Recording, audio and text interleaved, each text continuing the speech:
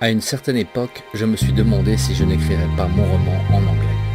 Les idées déboulaient sur le dos de phrases complètes.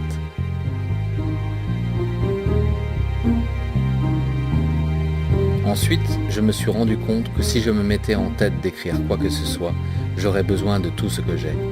Et ce tout ne sera encore pas assez.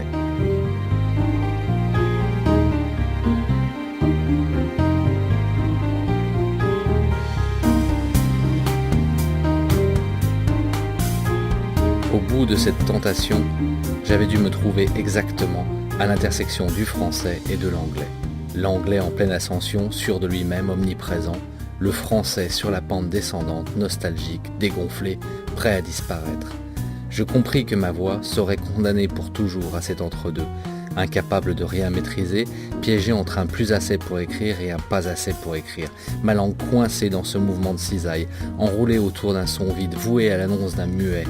À chaque fois que je pense à la convergence de ces courbes, à leur rencontre et à leur tragique séparation, j'ai envie de mettre ma langue en sécurité.